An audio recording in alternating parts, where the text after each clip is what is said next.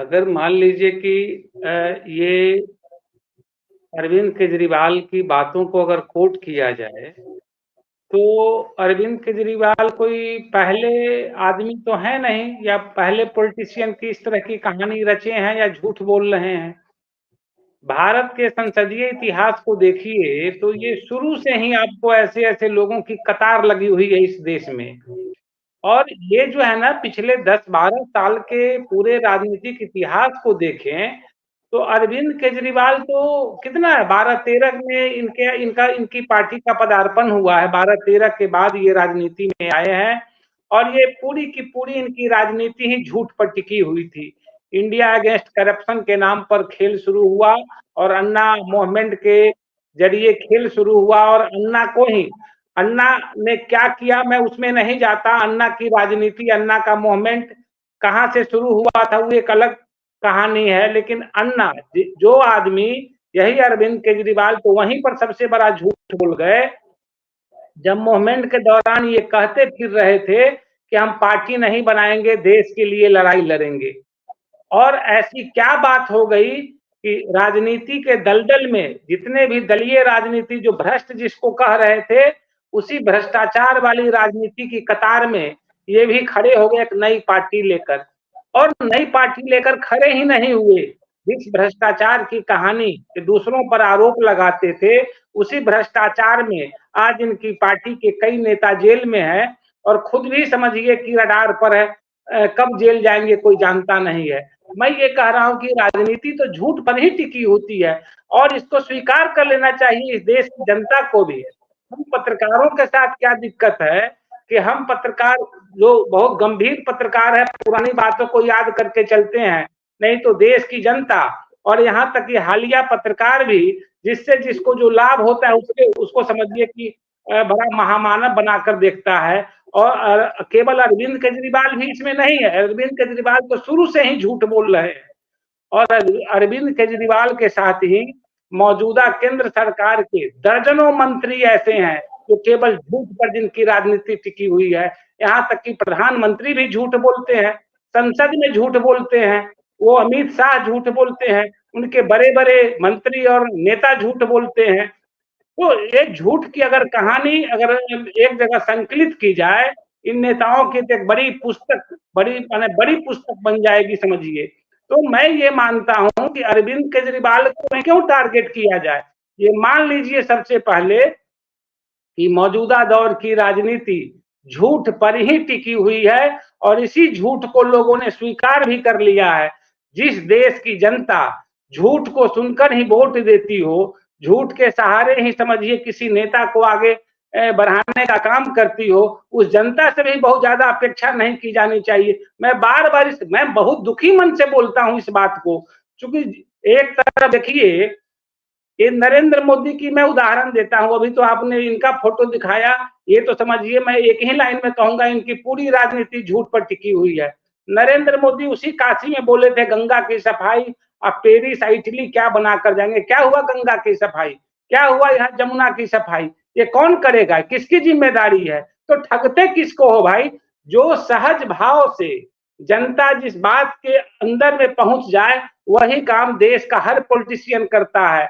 मैं ये नहीं कहता, राहुल गांधी भी आज क्या बोल रहे हैं, उनकी भी जबान से बहुत सारी ऐसे बातें होती है जो कभी पूरा नहीं होने वाला है, लेकिन देश की राजनीति ऐसे ही चल रही है।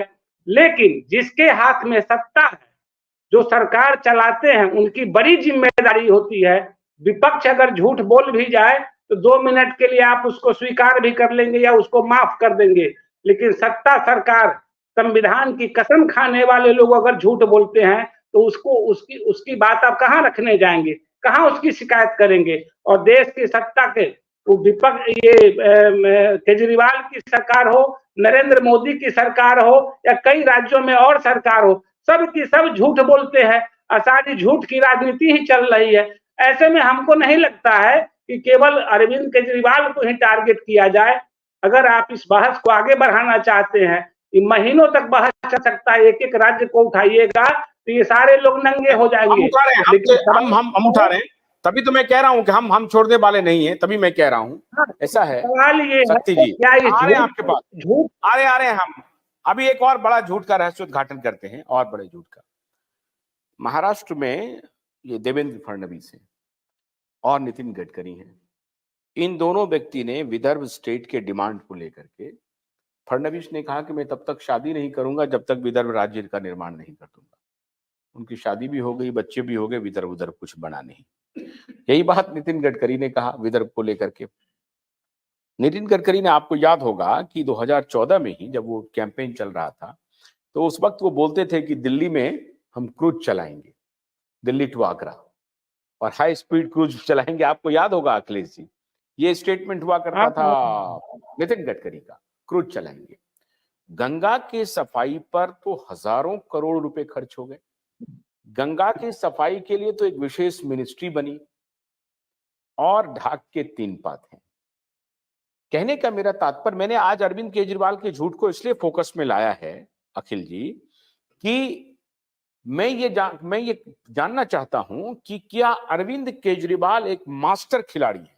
उनको पता चल गया, क्योंकि वो तो पहले पॉलिटिशियन थे नहीं, उनके पिताजी पॉलिटिशियन नहीं थे, उनके दादाजी पॉलिटिशियन नहीं थे, खानदान में कोई पॉलिटिक्स से दूर दूर इनका कोई रिश्ता नहीं था।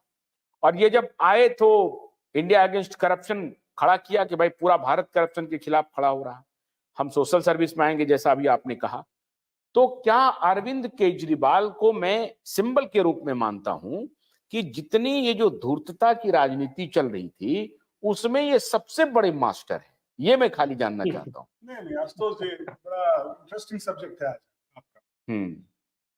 मैं तो ये कहूंगा कि जितनी भी राजनीतिक दल हैं, चाहे वो राष्ट्रीय राजनीतिक दल हो या क्षेत्रीय राजनीतिक दल हो, जो चुनाव से पहले वो अपना जो घोषणा पत्र जारी करते हैं, उस घोषणा पत्र में जो वो लिखते हैं, और जब वो सरकार में आते हैं, सत्ता में आते हैं और सरकार चलाते हैं और उनका कार्यकाल पूरा हो जाता है, तो अगर उसका मूल्यांकन किया जाए तो वो घोषणा पत्र नहीं है, वो झूठ का श्वेत पत्र है। क्योंकि उसमें जितनी चीजें लिखी रहती हैं, उसमें से 90% चीजें कहीं पूरी नहीं होती, या कहीं वो प्रायोरिटी पे नहीं होती। सिर्फ जनता को आकर्षित करने के लिए उनके दुखती रगों पे हाथ रखकर राजनीति को बढ़ाया जाता है। ठीक है, अब मान लीजिए 2 उदाहरण मैं दे रहा हूं, मैं किसी दल या व्यक्ति पे बात ही नहीं कर रहा हूं। मैं कह रहा हूं अरविंद केजरीवाल जब अपने मूवमेंट से बाहर निकले, पार्टी का गठन किया, तो शीला दीक्षित चीफ मिनिस्टर थी दिल्ली की। वो कहते थे कि 700 या 7000 पेज की चोर लिखवा दिया था सारे ऑटोस पे। नहीं, और चार्जशीट है, फाइल है, हम करने जा रहे हैं।